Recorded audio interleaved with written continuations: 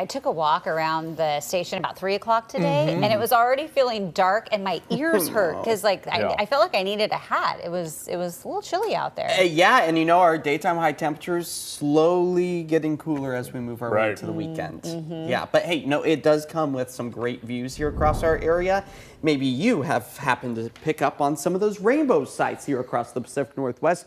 Now, I want you to take note. This is out towards the Ridgefield area, thanks to our A8 camera. You'll notice that this rainbow actually extends past the ground. You can see it kind of wraps right down here over I-5, and that is all because of the height at where our camera is at. So if you've ever maybe flown in a plane and seen a rainbow, we typically have them as a complete circle. It's just that the Earth cuts them in half, giving us just that one single arc. So kind of a fascinating view to be seen out that direction earlier today. If you happen to have any weather photos or videos, you can scan the QR code on your screen right now. That will direct you to KOIN.com. So we are under a rainbow watch for the rest of this evening as we expect the sunset to happen within about the next 20 to 30 minutes. So just a little longer left as we currently sit at about 50 degrees with a sun cloud mix, maybe a few light rain showers, still a possibility across our area. Now what's happening above the clouds? I think we'll see a few breaks to enjoy tonight's full moon, the final super moon of the year, also known as the beaver moon for the month of November. So hey, it plays into Oregon being the beaver state, as our satellite and radar does show some of those lingering rain showers up and down the I-5 corridor over the high terrain of the Coast Range as well. But for the most part, drying things out as we move our way through the rest of this evening. Not everyone will see the moisture as we move through the overnight hours. So that's why we got those green bikes to go for the rest of this evening as those temperatures quickly fall back into the mid-40s.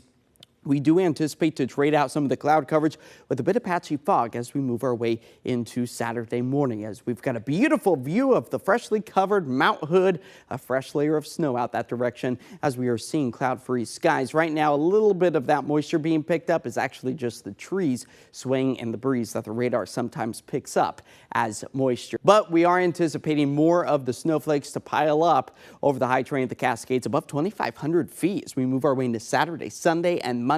We're talking close to up to about 18 inches of snow as our snow elevation levels are kind of all over the place. Once we get into Saturday and Sunday, we actually see warming conditions, but still places like Timberline Lodge could pick up on a snowflake or two as the additional snow accumulation for the highest point of the peak nearing almost a foot to maybe 2 feet in some locations, but many of our ski slopes nearing that 20-inch mark. So here it is all timed out with the Futurecast. This is now Saturday morning, likely to see widespread, if not patchy, fog. So that's what a lot of this moisture is being picked up as. Not expecting to see it come in the form of rain until we get to the later afternoon hours. This is about 2 o'clock. That's when we anticipate the brunt of the system to move its way in, not only producing rain for the I-5 corridor, but again, the snow for the Cascades. Mountain pass travel likely going to be on the snowpack side as we keep that wet weather trend going through Saturday night into Sunday, although Sunday we'll see a few dry moments throughout the day. Filling up those rain gauges, though, close to an inch by the end of the weekend for the I-5 corridor.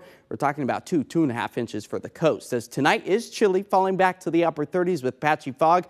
We'll start the day off tomorrow with the fog. Daytime highs struggling to even touch the 50s as our 7-day forecast really kind of shows a soggy next 7-day forecast with temperatures anywhere from the upper 40s to the mid 50s anticipated, with that teeter-totter effect moving through the next several days, and some of those early morning lows nearing the 30 or upper 30 degree mark, I should say, for the next several mornings. So fog tonight, dry start tomorrow before the rain. Yeah, it was driving this morning was interesting with all that fog. It was tough to see.